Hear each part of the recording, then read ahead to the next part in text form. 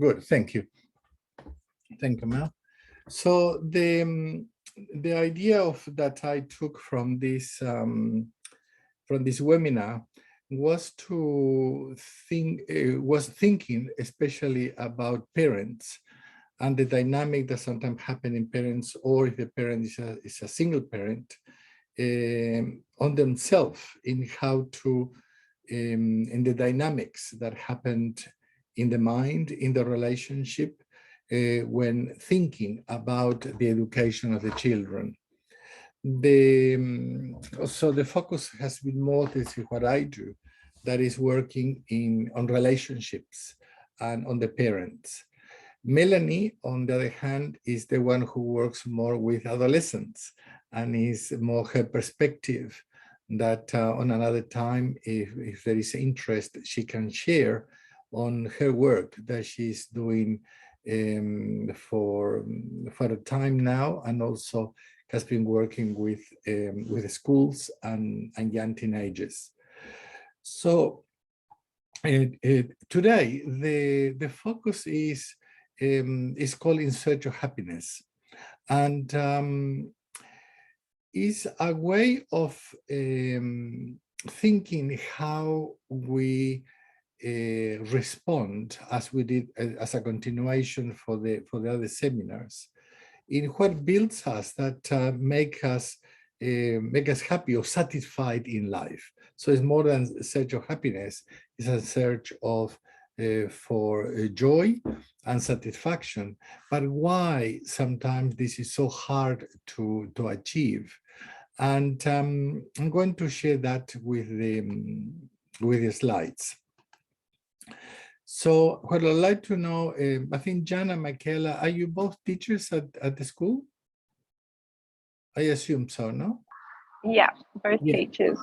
Good. Yeah. So I really like to see if, because we are only us, to have some kind of a feedback, and to see in which other ways we can adapt these things, to help the parents and also the teachers, and to be able to be of service.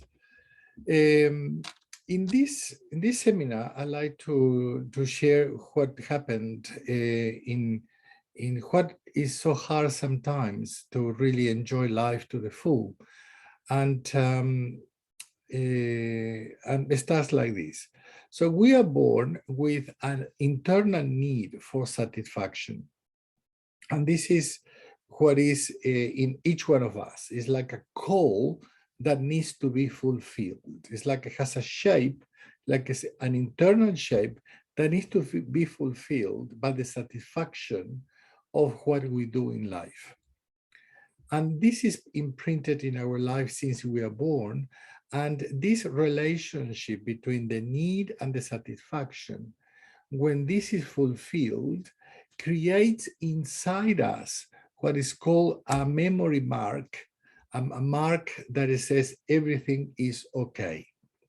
And when that happens, the brain produces a sense of joy, of happiness, and is imprinted into the brain as satisfaction. The word satisfaction is important because it's not just happiness, it's being satisfied. There is a need and there is satisfied. And it's a biological process and also emotional. So we are born with physical needs, emotional needs, spiritual needs, and every needs we have has to be satisfied to be able to have a sense of satisfaction. When that happens, as we talked last time, the limbic part of the brain, the emotional part of the brain, and also the body gets at peace. And we have this sense of plenitude, a sense of wholeness. And this information also goes to the frontal lobe of the brain, the rational brain, and we have a sense of I am okay. So repeating that, we say again that when our internal mark is satisfied successfully, it creates a sense of satisfaction. But when the satisfaction, when he needs to satisfy that need, is incomplete, is incomplete, we create a gap. And this gap is what it creates in us a sense of sadness, emptiness, being drained because we're not completing what we need. To use another metaphor, we say that when the need and the satisfaction is complete, it's like when we say 2, the brain is saying 2 plus 2 is 4. So it makes sense. The brain doesn't need to do any work, any internal work, because there is a flow. The brain can attend to relationships, to oneself. The problems are easier to be solved because there is not an internal noise that distracts us. There is a lot of exercise that people make a relationship. I put earphones and then they put a noise, now beep, or people talking, and they find how difficult it is to continue the relationship with the external world when we have that internal sound in us, because it distracts our mind and it's hard work. So in that case, in a metaphor that we use with the calculation and mathematic form, is when you say 2 plus 2 is equal 3. And this 3, it makes a noise inside the brain, and said the brain cannot accept uncertainty. So we talked about this last time. So the brain cannot accept uncertainty, and it has to fulfill that space with something. We cannot live with that gap. And when we fill that gap with something, we're going to look at this later, immediately, that creates a sense of that we are trying to put a band-aid in what we have, and create a sense of, I'm okay, but it's forced. It's not really a flow as it is before. So when we do it again, when we say 2 plus 2 plus 3, we need to have a plus 1 to resolve the problem. This 1 can be done in many ways. And please stop me or if it's not clear what I'm saying. So to repeat it again, the brain needs to have a 4. 2 plus 2 is 4 to flow. When there is 3, we need a plus 1. But sometimes this 1, instead of being 1 that is very easy to process, the brain creates a very complex all algorithms, like a mathematical formula that is very hard to do. I'm not a mathematician, so I don't know exactly what formula is this, so I'm using this as a symbolic form. And when that happens, when I'm in a relationship or with myself or with someone else, it's like all this number overwhelms me, and I'm unable to see the other person.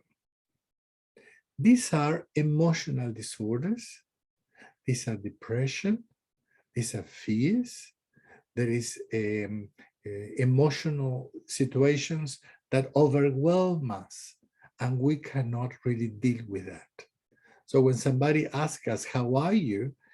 For us to respond that is very hard, because we are overwhelmed by this equation. The process of therapy, the process of counseling, or the spiritual process of healing is to make that equation smaller. The science says that when we have this gap, 2 plus 2 is equal 3, this will be forever 3. We can never really heal it absolutely, because we are who we are. But the journey of life, it has to make that equation smaller. So in that case, the process of healing makes me to have a smaller equation and a smaller equation until I go to the point that the equation is 2 plus 2 is 3. And the equation is very simple. 5 minus 4 is 1. Is 1. So I have still this package behind me, but I'm also able to see the other person and also understand that the other person is also carrying something. For some people, that equation, this metaphor of the equation is very clear, and for other people find it difficult to understand. So I don't know if Jana Michaela or Constantine would like to, I'd like to see if you, if that example is an example that you can relate to. Could you share with me if that is understandable?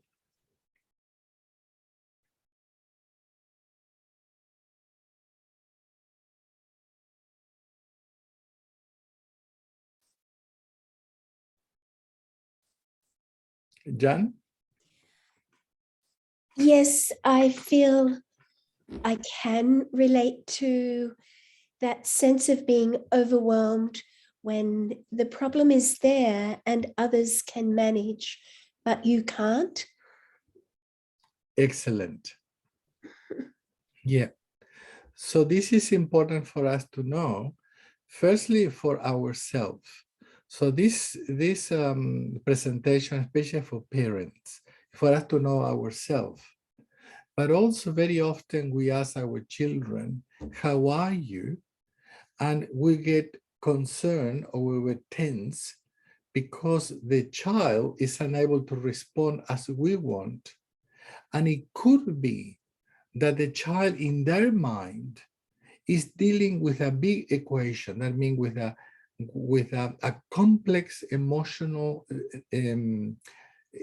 situation that is impaired to be able to see the other person, to see me. So this is the importance of this, to be able to understand that when if we have a behavior that is not flowing, is not because we don't want to connect better, but it's because we can't. And every situation that we feel like this needs attention. And we all can make this equation smaller.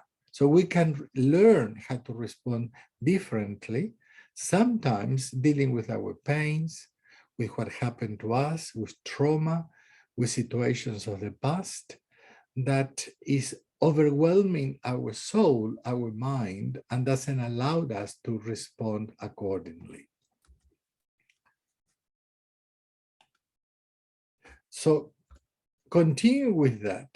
We say that when we are overwhelmed by that situation, the equation, the metaphor of the equation we are using is shown in our behavior through addictions, through looking in the computer very often in pornography, for example, or situation or things that makes me feel better because I need to be at peace externally, or heavy depression, or acting out behaviors that makes them scream, or acting out on my behavior, or totally disappear of the world, in the world. The problem with this is that these type of behaviors, even though I might say I hate them or I don't like them, those behaviors become familiar and become known. And it's very hard to be able to deal with them and to find different ways of doing, because we are attached to these ways. So to be able to move to another way is like, it's a feeling of like a big jump that is scary, and we feel naked because those behaviors, addictions or depression or any type of acting out, is like our clothes that we have learned how to cover ourselves, our nakedness, in a way that even though it's not appropriate, has been helpful up to this point of time. Sometimes we talk to people who are in drugs, for example, or self-harming, or addictions, any addictions. And when we look at the history, we find that they started having these addictions a certain time of life that was the best they knew in how to cover that big equation, in that sense, that pain, that trauma, that ache, was the best thing they could do at that time. So sometimes we say the drugs or whatever the person is doing has saved your life. But the person is so familiar with that, it's very hard to change. And if we take it out, the person feels naked. So we say in the same way that the drug has saved your life at that time, because now you might be dead. Now you need to be saved from those behaviors or those addictions. And it's very easy to say it, but in that case, it's like the person is holding from the edge of the drift. What to do in situations like that? The only thing we can do that here is to create a container for the person to have a place of safety, a space where the person can be and can be accepted as the person is. And this happens in relationships when we are in a relation with somebody we trust. So for the parents that very often they are dealing with children or teachers dealing with children with this type of behaviors, when the teacher cannot really contain the other, or the parent cannot contain the child, it is because the parent is not contained oneself. So we talk in the first session that when we talk about the relationship with parents and child, is in a system. It's not just two people, but it is a system that needs to be addressed. And in that case, is the person. When the person said, I cannot relate to my son or my daughter, and he blamed them. And when the parent cannot relate to them, it's because the parent is the one that their equation takes over. And it's them who needs to be contained. Something very hard, very often to accept. When the parent said, if my child who behaves badly, it's hard to accept that if I cannot contain that in that relationship, is because I am not contained. So how to contain each other, and I'd like to see if the word contain is clear, is a place of rest, a place of hope, a place of trust. And if the person has a belief system, that the person is a Christian, for example, is how they believe or whatever ideology they have, they feel that is enough to contain them. And when that happens is when I can really start relating to that and see each other face to face. So this is what I wanted to share, to be able to understand that when we behave in a way that life is not flowing, and we are behaving in roles, as we spoke last time, that there are fragmenting roles, not constructive roles, is not because we don't want to act better. That is because we can't. And to be able to accept that is the first space for the parent, in this case, that is my focus, to say, I don't know what to do. And in that place, the I don't know, we talk in other seminars, we talk about the wonder. What can I do? Where do I go? Where do I have is my faith, my ideology? Do I have a mentor? Do you have a coach? Do you have somebody who is a friend with whom I can be with to be able to learn a new way of behaving? And as I mentioned before, very often I need to deal with some hurts or trauma of the past that is awaiting to be healed, to be restored in my soul.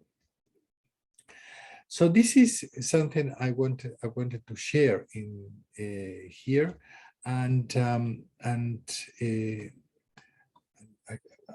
blocked here with the I cannot move the, oh, here it is.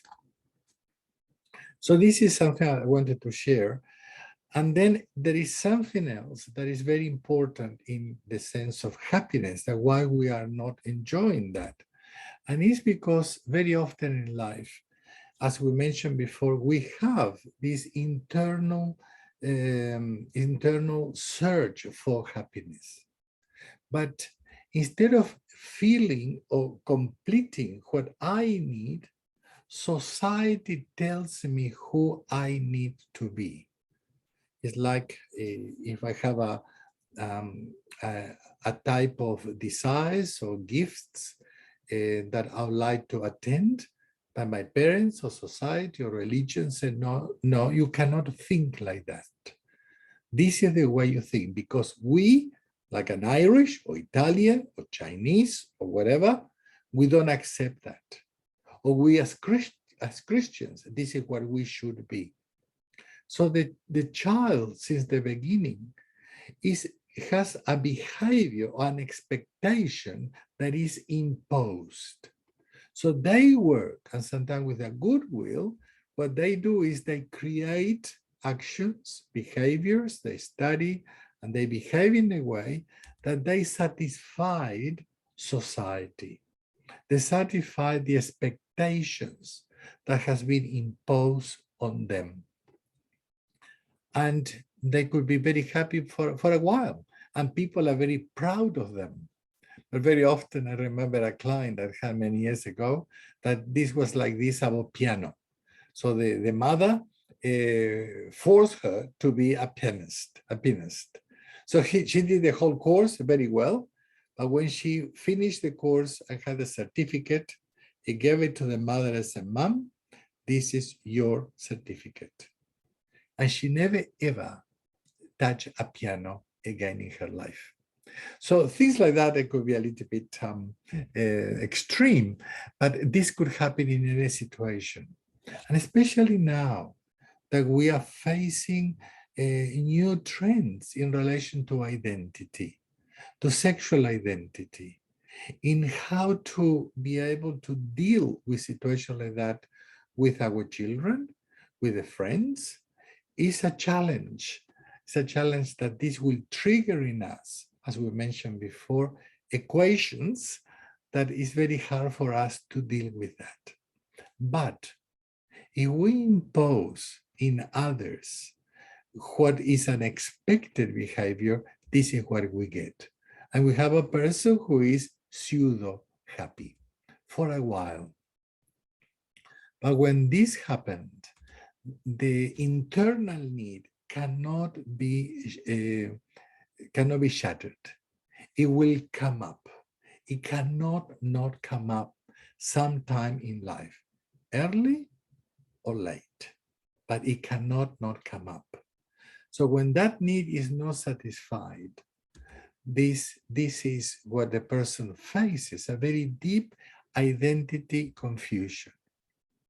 It is an increase of anxiety, a low motivation, low creativity, poor problem solving, because the person is so confused, no sense of meaning, has lost the meaning and the desire for life, but especially it ends in depression and suicide. So when we're looking at especially youth who commit suicide or have these heavy depressions or other behaviors, it's likely that this could also be happening. That who they believe they are, there is not accepted for the other, and they are forcing to live a life that they are not. And this is what happened. This is an old movie, it's old now, an old movie that is the movie of Dead Poets Society. That for me is an amazing movie. I don't know if you remember it. I think it was in the 90s when I forgot the name of them. Neil. I think it was Neil. The son, he wanted to be an actor. He was a very good actor. But the father with a good intention said, you cannot be a father. You're going to be, I think, a doctor. You're going to go to university. And what happened in that situation is that the child says, I'm a good actor. And he commits suicide because he couldn't fit into the expectation of the father. And then the movie ends with this amazing deep cry of the father and the mother for Neil, who has ended his life because he couldn't live. So I just wanted to share these points to open a conversation and to see if I can share more about questions or comments about what I presented, but also if other situations just come up that I can respond to it. So something that I missed in these webinars and is the internal dialogue was not as fluent as I expected to be able to share more interactively. So I don't know, Jan, Constantine, Michaela, and also Melanie, no, if what I share has some kind of meaning, and what are the questions and comments and applications in the life of us educating our children. Something that I would like to add actually is on, and this is something that I can elaborate on in a different workshop, but I just, because we touched on it, is with regards to self-injury, which we call non-suicidal self-injury, because it's not to commit suicide. The concept of self-injury when it is not related to a suicidal thought or ideation, it is a release. Now, we have a lot of studies on it.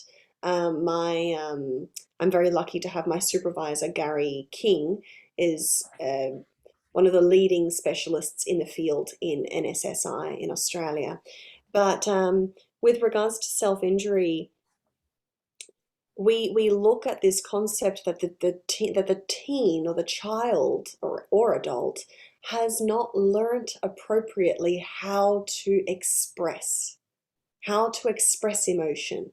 And so that emotion is so intense and so painful that the physical action of a cut or a burn or something painful actually relieves them of the emotional pain. So it's a release. And what they have found, I believe, is if it's more than 7 times, I believe it's 7, if it's done more than 7 times, that's when it becomes a habit. It's imprinted in the brain. And they have found that it actually works in the brain the same way that paracetamol works to alleviate pain. So if our teens are hurting that much that they need to hurt themselves, it is an issue that we really need to address. It's not something that they're not crying for help. Most of them hide it, but it is something that we need to address. So if there's any chance that our teens are harming, that is something that we need to look at. So if we want to do a workshop about that or to talk about that, we can talk about that, more than happy. But I just wanted to touch on that is something that I haven't learned how to express, so I need to harm. Yeah. And then learning to not do it takes a long time. Yeah. So that's just something I wanted to say, just to touch on that. And the harming, this is why I don't know if the example of the equation is understandable. The equation in that case is the harming. Yes. So the harming is a massive equation because it's very hard to make it simple. Mm-hmm. And we spoke last time about the brain in how the emotions of the person, in that case the teen, the emotion is bigger than the capacity of articulation. And that creates in the parents, in the adults, a tension and a fear no, in how to respond to a situation like that. Constantine, Jan, and Michaela, any thoughts or any? I was interested with Melanie's comments about expressing emotions. In my role as a chaplain, particularly with stage 3s, we've been looking at emotional agility.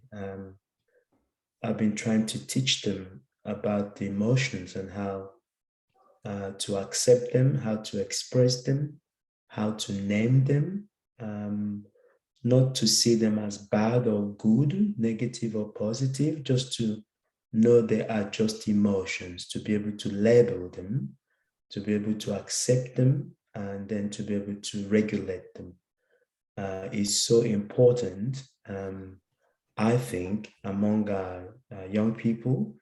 Is something that I'm very passionate about teaching them, because I worked in the prison and I saw in the prison very, very intelligent people who knew what to do, but actually did not do what they know that they have to do. And part of that was because of emotions. They were intelligent, there were a lot of smart, clever people that I met in prison, psychiatrists, doctors, business people, very clever, but they were emotionally immature. That's part of the problem. And I think it's something that as a society, we're only discovering. Brené Brown wrote a book, The Atlas of the Heart. And in the research she did for the book, she asked people to name their emotions. People could only name 4. In that book, she explored 87 emotions in the book. So I agree. That's a big, big area of emotional agility, emotional regulation, and self-regulation. And we see that a lot at school with kids playing up, not being able to regulate emotions. So thank you. A conversation that I need to have with you at some point and see how we can continue to work with our young people. Yes, exactly. And it is, as you said, it's so important for them to know that it's not good or bad. It just is. And I like to teach my teenagers of the big word of equanimity, of how to hold both, to hold space for both the not good and the good emotions. So the ones that aren't comfortable and the ones that are nice. But also the biggest question is, okay, I feel this, what can I do about it? And so for a lot of teens with what they're going through is, a lot of them, especially if they have depression or anxiety, is okay, what can I do with that? So it's also managing that. And that's also why one of the biggest things that Gary, my supervisor, says that teens need is they need to learn how to be resilient and to have their autonomy. They need to learn to be able to do it themselves. That they don't always need to rely on someone, that they're able to, that they are strong enough to do it. And so that is really interesting. And I think that critical thing that where the wisdom lies is that life's beauty is inseparable from its fragility. That we have to learn to hold the two together. Part of what I see is toxic positivity. You see that a lot, that people expect everything to be wonderful and happy and all the time. And when it's not, then you feel there's something wrong with you. Because again, this is about, as I said, I'm very passionate about this because I see the damage that's doing. People talk about all the good, positivity, toxic positivity, and that's okay. But life is not like that. The real life is a mixed basket. And that's wisdom, is being able to know that the beauty of life is not separable. You don't separate the beauty from the fragility of life. And I think that's part of the journey and the study. Sorry, but this is good conversation. Thank you. Yeah. I guess I'm a parent to a 3 and a 1-year-old, so I'm just starting out with sorry, I'll put my camera on so you can see me. I'm a little bit in the dark. Yeah, so I'm just starting out as a parent, and so I went through my childhood where I was basically parenting myself. My parents were, it was like they were the teenagers and I was the parent. So I learned how to be independent quite quickly, and there's still those sorts of people.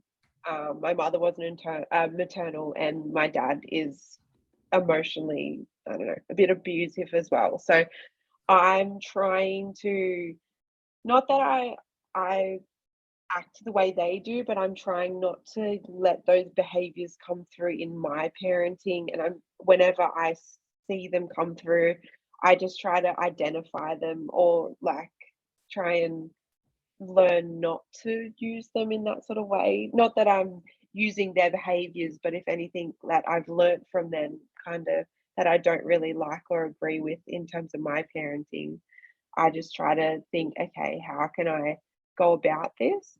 So I'm also just trying to teach my 3-year-old too that um, it's okay to be upset, or it's okay to be working through those emotions. So I'm just trying to create a safe, emotional little human being, that it's okay to express your feelings and things like that, because I was kind of taught like you have to like don't not cry, grow up, like you're okay, that kind of independent kind of behavior. So yeah, and I think I'm also just trying not to be that I guess that explosive kind of reaction, and try to be like, it's okay, like it doesn't, our life doesn't have to be that perfect kind of scenario, like it doesn't always pan out that way. So I guess bits and pieces that you've talked about tonight too, and fitting into that society mold.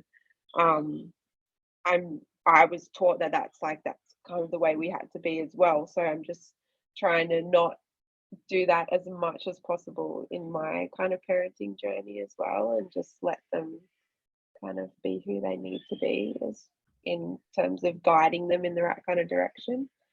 So yeah, and I kind of try and do that with the kids at school as well, and just hear them out, talk to them, and just, because I always just try and think, I don't know everything that's going on in their day-to-day life. I don't know what's going on at home.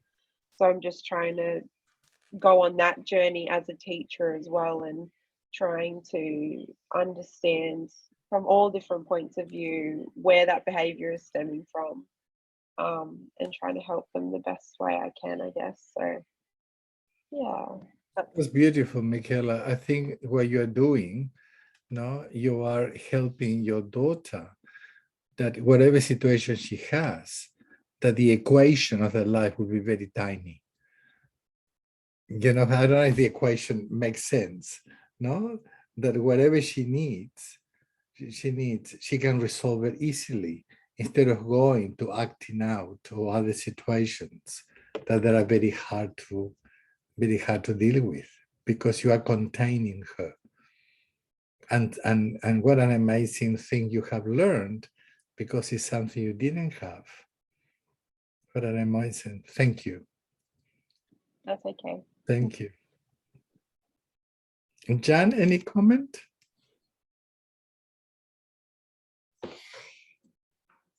It's been really illuminating to hear all that you have said, because I have a particular focus in my life at the moment, and that is a 6-year-old grandson who was diagnosed recently as having extreme ADHD. So suddenly those phrases that we hear bandied around a little bit, such as on the spectrum, has been so personalized that I've wanted to go about each day for this year differently than I might have gone about things before. Should I have known or not known that a child is, as we loosely say, on the spectrum. And all that you mentioned about emotions and regulating them is what I see a little 6-year-old boy being coached in, and I feel so much, I suppose, pain on his behalf, and yet I should be thinking more about where the child going through those emotional traumas is coming from, rather than my reaction. Because, as you said, society has expectations, and you're schooled to want your child to behave a certain way, especially when there is a public audience. So I've loved hearing everything that you're talking about. It's very relevant to me, or to my life. Thank you, Jan. What a beautiful way of presenting that. So we're talking about the emotions and how we are not to contain them and to be able to work with them. Something talking about the emotions, we have a method that didn't have time to show it to you, that is called the play of life, and when and that triggers part of the brain that they are not verbal. So when the adolescent is asking, how are you? They say, I don't know, or they cannot have it. So we use what is called the play of life. That is, instead of asking the person, how are you? We teach educators and parents how to use a technique that the person shows, I feel like this. And the person may know, and how do you perceive me? Well, I perceive you like this, like that, or I perceive you like this. So that way of expressing allows a part of the brain to be in touch with what we are, who we are, without words. So this is something we can talk on another time, that this in seconds, the child is shown, this is what I feel, and this is how I perceive you. I perceive you attacking, I perceive you distant. And then the question here is, how would you like to feel? So this is how I like to feel. I like to feel with you that I'm sharing with you in a way like this. So this that is called the play of life is something I can share with you on another time, that bypasses areas of the brain when the child especially cannot express what they feel. So any thoughts about that?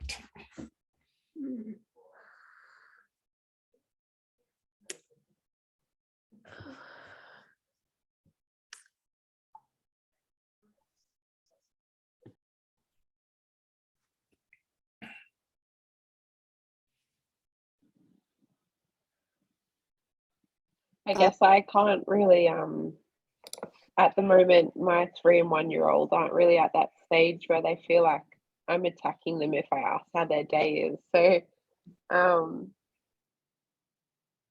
I guess from a teacher's perspective,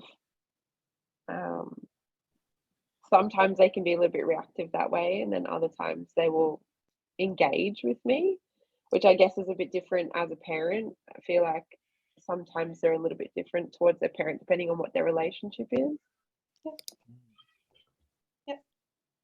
And also, as one of the books that I suggested, it can be anyone as an adult working with them, like not even working, just being with kids and teens is sometimes the role of an aunt or uncle or cousin friend or family friend can be more powerful sometimes, because I don't want to listen to mum and dad, but they'll listen to another adult figure.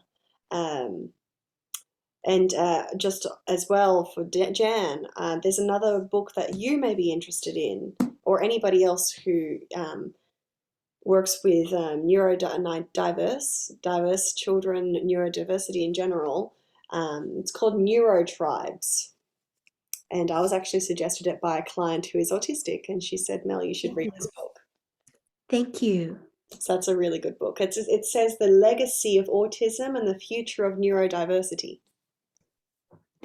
It's a beautiful book. Beautiful. Wonderful. Wow. I would also just like to add, as just a suggestion, is either for anyone watching the recording back or anyone in this chat to really take up Carlson's offer for a free chat, just to ask any questions that you may not ask in this setting, or just to see further. He has a wealth of knowledge that I don't think I'll ever be able to absorb. So it's to take the opportunity if you've got it, and to chat. It's also been good to have a few of us tonight because it engendered, the rich conversation. So I think that's actually the Absolutely. benefit of, I think sometimes these things are done in small groups. Yeah. We have more time to talk, and I think that's part of it, is trust, isn't it? You feel confident and you feel that you can actually share things and have that trust amongst ourselves. So thank you, Melanie, and thank you to Carlos. Yes, I'd like to say to Michaela and Jan and to anyone, sometimes we look in our life and we look at not very good experiences, but it's very important to think of what are the good experiences in our life or good role models that we can remember. And there is an exercise. I don't know if we sent that exercise, Mel, did we? The Pillars of Life? No, but what I'm thinking of doing, if I've got the time, is to add on the website a section of resources, but that also includes books that we suggest and websites and techniques. So that's what I'm thinking of doing. So hopefully I have time next week to do it. Very nice. Mhm. So, that'd be good. That'll be a good resource too. Thank you. So I'd like to say thank you for this time. I'd like to see how it was for you, these 4 sessions. And looking back, I always think of doing it better. That is as our self-reflection. But I would like to see, looking forward, to see how, if there is any way that, because I live locally, I could be of any help or support to the school in whatever way I can. So how was for you this, any feedback on these 4 sessions? And later on, I'd like to hear how to do it better, to be able to be of better help for parents, for teachers, that I really admire the role you're doing. Thank you.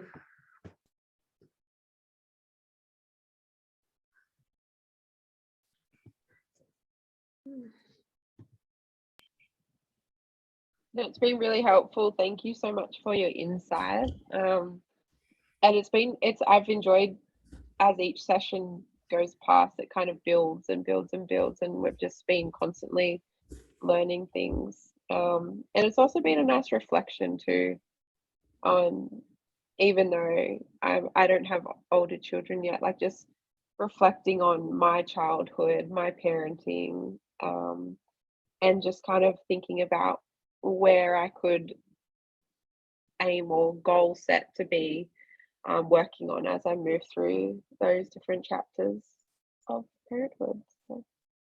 Thank you, Michaela. Thank you. Michaela, with little kids, these books, it's for girls and there's another one for boys. It's depending on whether you have 2 girls or boys or one of each. 2 boys. 2 boys. Then you can just pick the boys version, and it's really nice because it's even got sections for you to fill in of your own experience of your life, and it's got really good check-in of how you were raised, and gives you good. I really love this book. Okay, cool. 10 things girls need. 10 things boys need most. You just write boy or girls. Yeah, it's really good. Steve Biddulph. He's fantastic. Yeah. So it's a wonderful thinker, a wonderful man from Tasmania. I think he's English, but beautiful, very inspiring. I'll Carlos. definitely look into that. Thank you. Yes. May I just add that many years ago, Lindisfarne's Parent and Friends Association arranged for a bus to take young parents, maybe as in Michaela's situation now, up to a venue on the Gold Coast, and we heard Steve Biddulph speak. So I've got his vintage edition called Raising Boys, because I have two sons.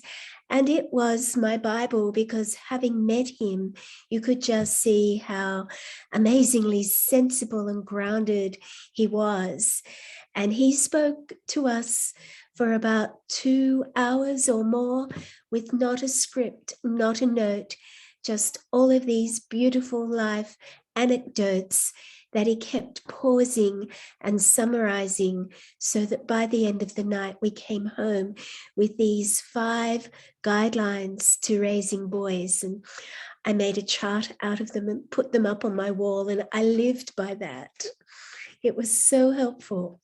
So nice to see Steve Biddulph's name. Thank you. Thank you. Beautiful. Yeah, wow, it's amazing. Yeah. Mm. Well, thank you very much. We'll see if we may see you sometimes in the area or in Lindisfarne. Thank you, Constantine. Thank you, Carlos. Thank How you. would you like to finish this today? Oh no, just a word of thanks. You did say before how we are good at saying what we are not, and not so very good at saying what we are. That's the negativity bias in human beings. That's why our news is all bad news, most of it. The newspaper I buy. So I think the negativity bias has become a designer flaw in human beings. That often is the bad that we talk about. But it's good to come to these sessions where we also have time to talk about the good that we can do in our lives, in our relationships. There are so many beautiful things that are happening. And that, to me, gratitude is one of the ways I celebrate goodness. When you pause and you acknowledge all the good in the world, it makes you become aware that actually life is amazing when you actually pause. So I want to say thank you for reminding us of how amazing relationships can be when you actually pay attention. I think part of our problem is we are so rushed in our lives. There's so many demands on teachers' life, on parents' lives, that is easier to shove iPads or television in front of children rather than do that mental, emotional work of relationship, because we're tired. So this is really good to equip us to be able to do that work, which is a level of love, because it's for the nurturing and flourishing of our children. So thank you for your time. Thank you for your work. Thank you, Melanie. Thank you, Jan and Michaela. And I hope that we will live renewed and be prepared to invest more in our relationships with ourselves, with our children, with our spouses, and create beautiful homes, beautiful schools, beautiful systems, so that our children can flourish much better than they are at the moment. So thank you so very much for your Thank time. you. Thank you, Constantine. Thank you, Michaela. Oh, you had a boy. You had a book. It's beside my bed, actually. Thank you very much. Ah. Beautiful. Beautiful. Well, all the best, many blessings, and we keep in touch. Good night, everybody. Take care. Thank you. Stay well. You. Thank you. Good night. Thank you God all. bless.